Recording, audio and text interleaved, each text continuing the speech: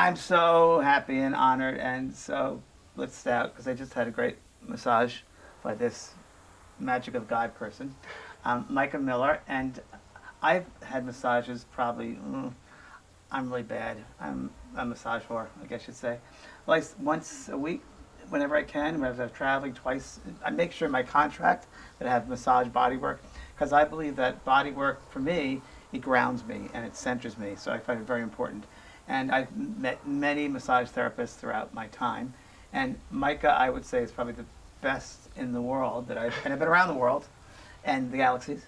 And how long have we known each other now, Micah? I think we met last March. Okay, so Here we are almost a in year. July, a little over a year. Yeah. Okay. And I think I could say this, the moment we met each other was like, oh, kindred spirit, yeah. I felt you reading me. You felt me reading you right away. Yeah. Really? Yeah, and you And said, I you were did. like, I like your energy. I did. Yeah, I said, yeah, you'll do. yeah. And then his touch is like, well, it's hard to describe. I gift people because you have, I wouldn't even call it massage. I said to my friends, well, what'd you think? I can't call it massage. It's something else. So I know you watch it, but how it's really, I would say you attune yourself to the person's body, the energy of the body. How would you describe, I don't want to say massage, the body work? Yeah. What would you say? Well, And how long have you been doing this? so What's your background? All that's great stuff. I've been a massage therapist for 18 years. Yeah. I graduated from the Institute of Psychostructural Balancing in Culver City in 2002. But to answer your question, in 2005, I started going to Esalen Institute in Big Sur, and it really kind of expanded my idea of what was possible in a bodywork session. And one of my favorite instructors, Perry Holloman, he really grounded in us, you want to align yourself with the sensory experience of your client. So that's the most succinct way I could describe it. And you do this through practical means of being aware of breath. It's kind of the primary indication for me of how someone is receiving. Because it's give and take. It right, is. yeah. It is. It's in some ways akin to a dance.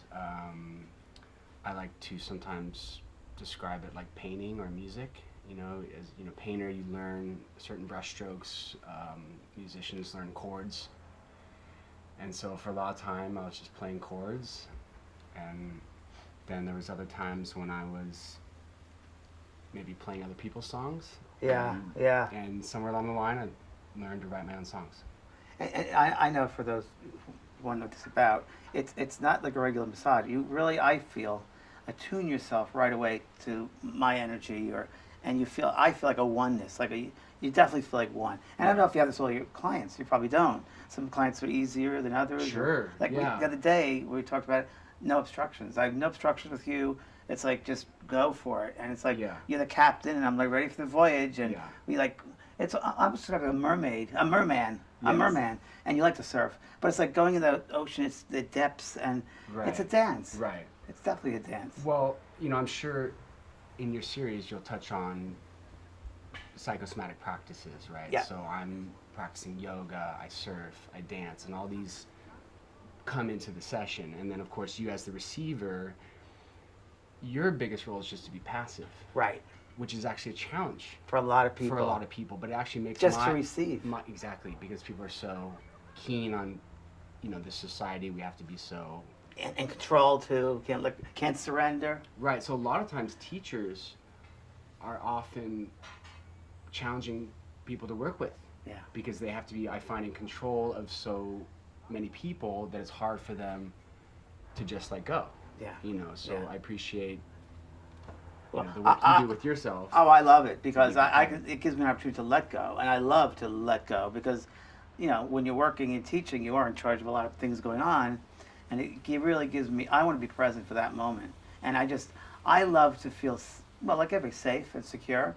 And with you, instantly it was like, wow, I feel safe with this guy. It's great. Yeah. And it's a ride. It's a ride, and I can't describe it to people because it's so different. What do you think about human touch? How important is it, and why? Well, I appreciate this question, especially now as we find ourselves being isolated from people. Yeah. And at the beginning, we were concerned about surfaces. And there's a lot to say, right? There's been studies of infants not developing without human touch. True. I believe that it's one of the most important ways that we can be affirmed. It's like you belong, you matter, you're safe, and all that is communicated to varying degrees through the quality of touch.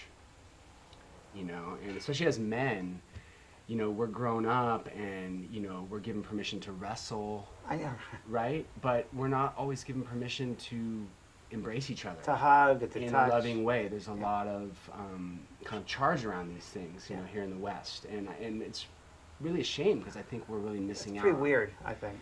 Well, It is there's what it obviously is. reasons for it Right, that there's we what it all is. know, and you know, and you know, of course, consent and all these things are important. And during a massage, you know, we communicate about these things, you know, and like you said, you've made it clear to me that you're comfortable. That allows me to be freer in my work, and, Exactly. and we have a better session. And it's a real oneness. I mean, it keeps like affirming the oneness that we are. You Right. know?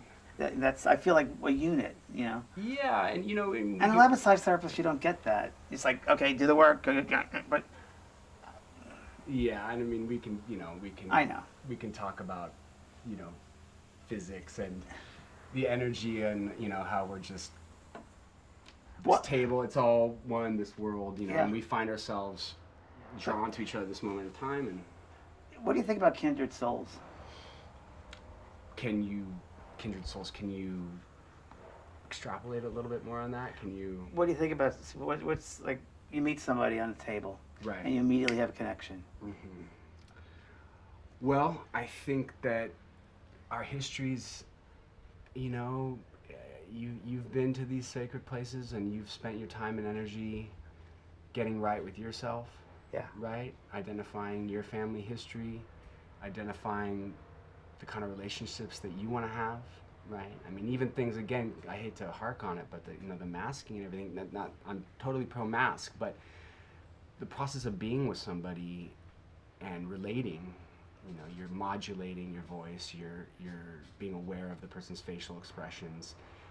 These are learned mannerisms, you know, and you know, the concern with like the distance learning and all these things is that these children, they're going to miss out on that, you know, and again, it's almost like if you don't have it, you don't know it. Yes. And so to answer your question, I think with kindred spirits, it's like you just know that this person knows, you know, what's up. I had this, Right, you know, this connection. a great client once, and it was just like, you know, you either get it You know. or you don't. And you know that kind of right away, and then you're like, okay, this person gets it, so I can be free to be myself, and then you kind of, you know, upward spiral from there. And one more question for you, if you don't Yeah, mind, sure.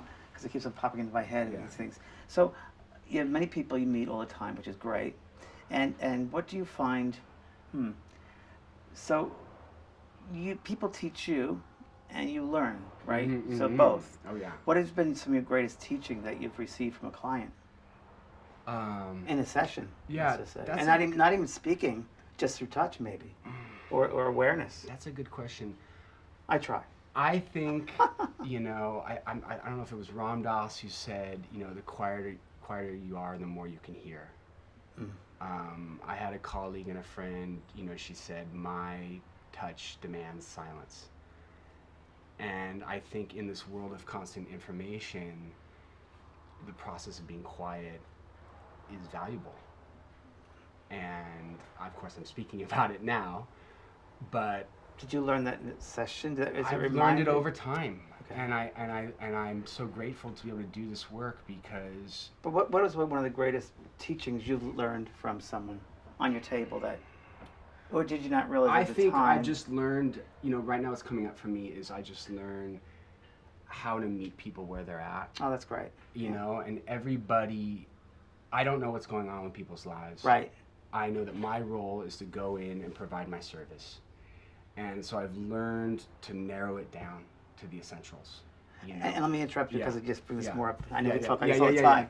yeah. Free association. So when you tune into someone, Yeah. like when you first start working, so do you see the blockages as energetic blockages? Sometimes do you feel the blockages, and you get an emotional charge on that, or Well, why the blockage is I there? remember at the beginning you mentioned to me your journey Yeah. right, as a body worker. For 7 years, I was body worker. And you, as I recall, explained to me that you literally saw I saw the energy. blockages. So yes. I don't have that gift. Right. But you sense. I have a history Mr. of being Scorpio. tactile. Yeah. Exactly. And yeah, and so it's almost like this work,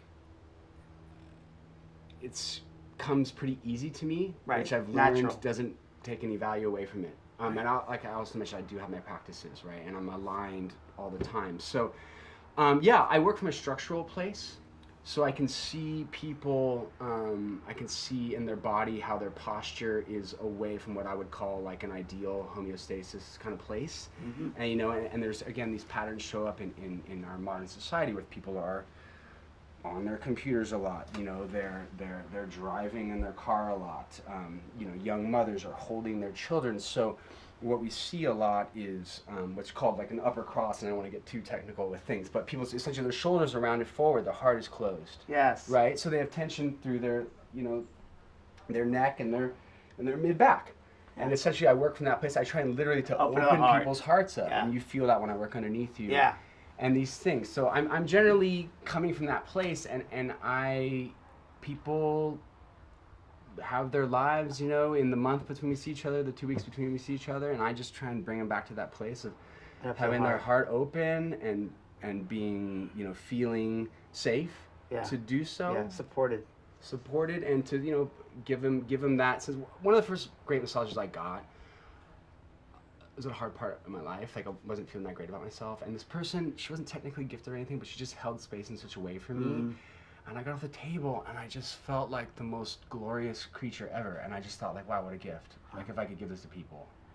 So I've noticed the connection between how someone holds their body and how they feel about themselves is intrinsically linked. Right.